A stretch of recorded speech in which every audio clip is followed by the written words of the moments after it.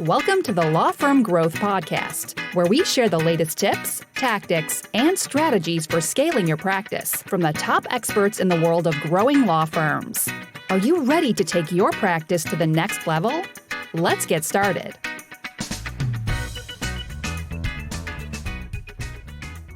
Hey everybody, welcome back to the Law Firm Growth Podcast. I'm your host as always, Jan Roos, and I am here with a podcast about something I haven't talked about in a really, really long time, which is productivity, tech stacks. Let's get into the nitty gritty about how you can get some stuff done, and using an example of a fully remote company, which is Casey. I can tell you how we end up getting things done. So the first thing I want to say is that the processes that I'm going to be going over on this podcast are not the one true path by any means. This is stuff that we've developed over the course of about 7 years. And before this, a lot of the philosophies that went into how we run Casey Company is kind of based on how I tried to run my life from a productivity perspective.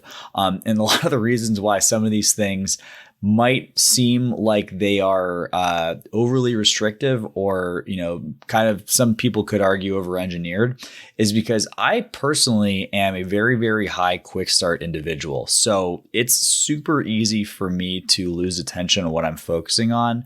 So for me to project manage myself and eventually project manage the team, which a lot of early team members consisted of people with very similar Colby scores as me, I had to build something that was so strong that we could wrangle all of these, elemental forces of people trying to create their own stuff. And interestingly enough, when we ended up doing that and got that to work, we were able to scale in a much more efficient manner because we built it to a really, really high standard. So people that were a little bit more, process oriented and had a little bit better of a natural follow through, were in a much better place to end up doing things. So we're going to talk about some systems, but I think it's really important that systems are only tools at the end of the day. We're going to go over a couple of apps that we end up using, but the tools are only as good as the process that you end up following. And every tool is a solution to a problem, and maybe not a problem, but a challenge. But basically the challenge that we've had to run. And if you have any interest in this, it's kind of interesting. I've had a few different recent consultations with clients, and people ended up being prospects at the end of the day. We've been interested in doing stuff that is outsourced, using multiple time zones, leveraging other great job markets that don't happen to be the US, or hiring US people abroad, but basically opening up things to remote work. And one of the things that I've never actually said on this podcast is that this podcast has to span 4 continents in order to actually get to your ears right now. So I'm recording this right now in North America, Austin, Texas, to be specific. This is project managed out of Budapest, Hungary. And we have work that's done in terms of the actual technical setup that's in the Philippines, and the audio editing is actually done in Africa, which is kind of interesting. But how do we end up having this kind of situation where we're seamlessly passing these things off? We don't have a single period where all 4 of those people are going to be paying attention at the same time. Not all those people are even all Casey employees, which is pretty cool. But how do we coordinate these things a way where things are done to the right spec every single time and keeping things together in a way that makes sense? Another thing that I want to address before we get into things is when you have the possibility for work being done 24/7, there is the possibility for people to be working 24/7, which is absolutely something we do not want to have. I think work-life balance is super, super important. And I think it's super important to have things end up getting switched off. I think the strength of your process is a really good way to be able to relax into these things.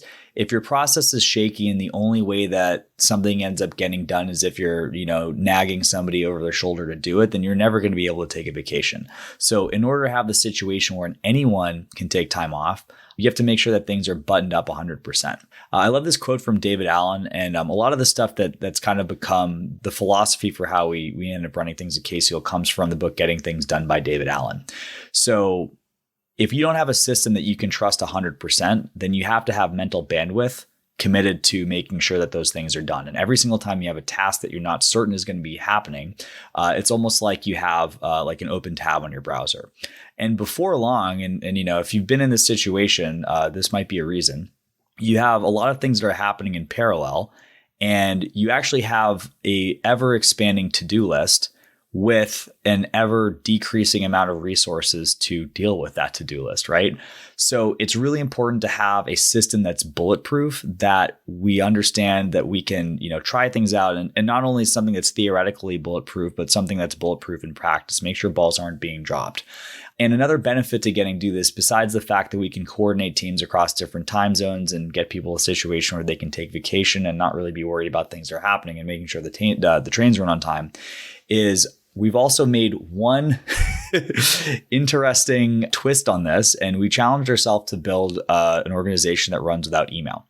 So I'm going to get into our tech stack in a little bit, but before we kind of get into why we end up doing this, a lot of it has to do with this concept of not having open tabs. And the overall philosophy that we have is, if we're in the situation where the people that are moving the ball forward with significant stuff in the business are able to do things proactively instead of reactively, that allows them to do better work. And this is essentially the deal that we provide for our clients.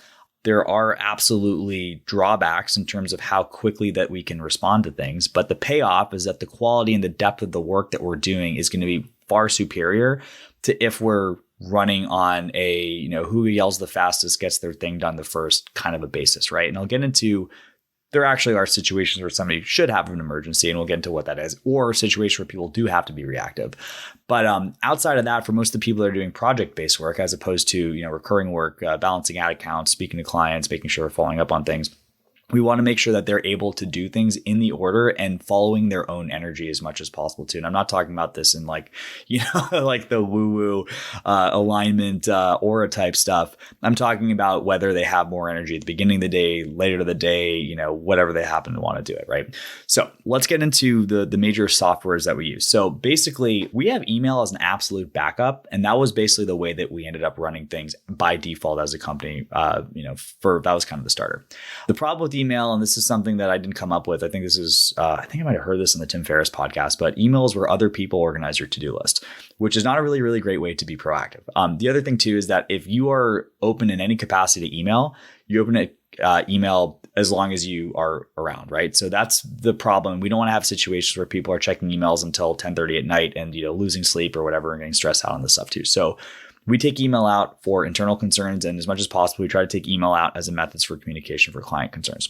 The second thing we have, and this was something that we also, I think this is a huge double-edged sword, is we have Slack. But where we have it, Slack was something that we used to use to assign and talk to things to. Slack is primarily for us for just kind of, water cooler type chat and any workshopping stuff that isn't related to a specific task. But the granddaddy of them all, where everything ends up living, is our deployment of Asana.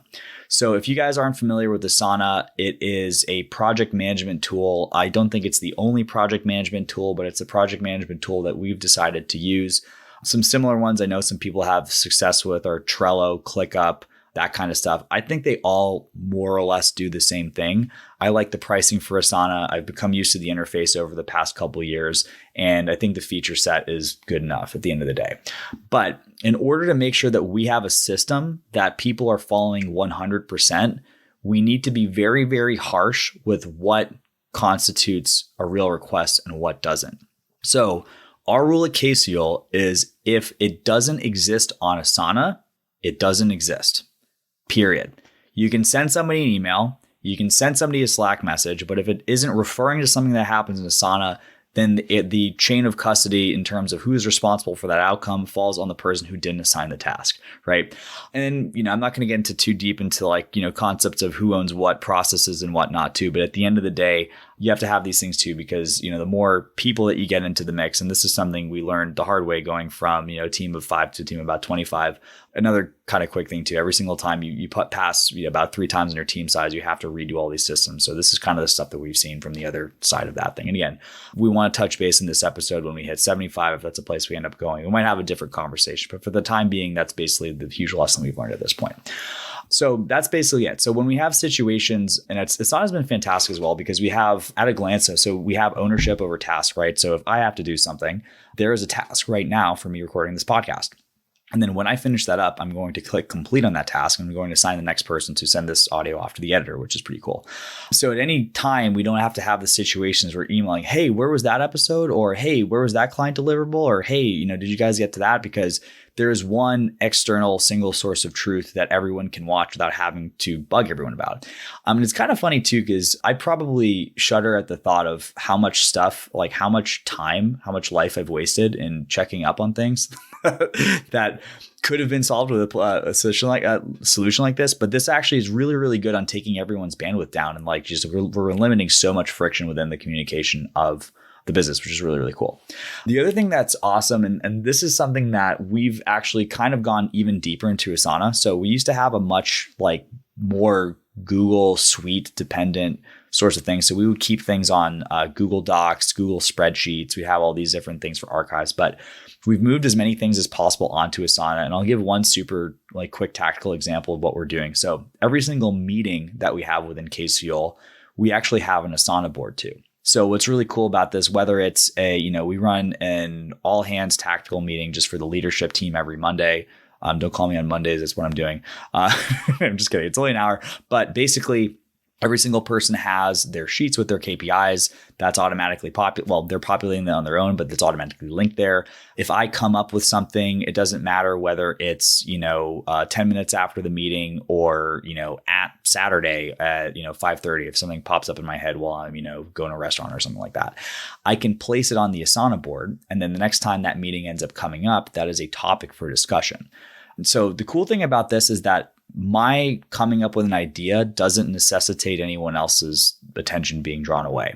And again, I'm the founder, I'm the owner of the company, so I'm more likely to be thinking about these things on the weekends. But the way that we avoid having this become anyone else's problem is that we also have a policy where everybody snoozes their notifications on Slack and Asana and pauses their inbox on Friday and doesn't unpause it until Monday. So I think it's super important for people to have space to recover on these different things, especially when we get into super crazy times. I hold, those people to a higher standard of taking time off than I do myself. But basically, that's a way where you as the owner can get something in place without having to impose somebody else's mental energy towards something that you just happen to be thinking about. So that's also another super important thing. And then it actually also opens things up too, because now I have a seamless system, because if there was a situation where I came up with an idea at 5:30 and I didn't want to send somebody an email if they were checking in, or I didn't want to send somebody a text message or a phone call or a Slack message, now I can feel okay about doing that without it being an imposition on somebody else's time and energy, which is cool. Now, I have to say that there are some things that we do keep reactive. So, and these are mostly going to be sales related positions. So for our ISA team, for example, we're shooting for a 5-minute service level agreement on anyone who attends a webinar. So we're trying to make sure that we're calling those guys within a 5-minute window. Those people, are not going to be able to hit the snooze notifications on that. Well, they are, but it's not going to be during normal business hours. Same thing with our sales team.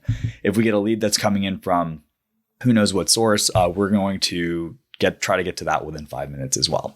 As far as the client stuff goes, and this is probably where it relates mostly, well, obviously the sales stuff is going to be relevant to a lot of the listeners of this show, but as far as running a law firm, the client stuff, we try to make a very, very strong distinction on what constitutes a, panic button level response.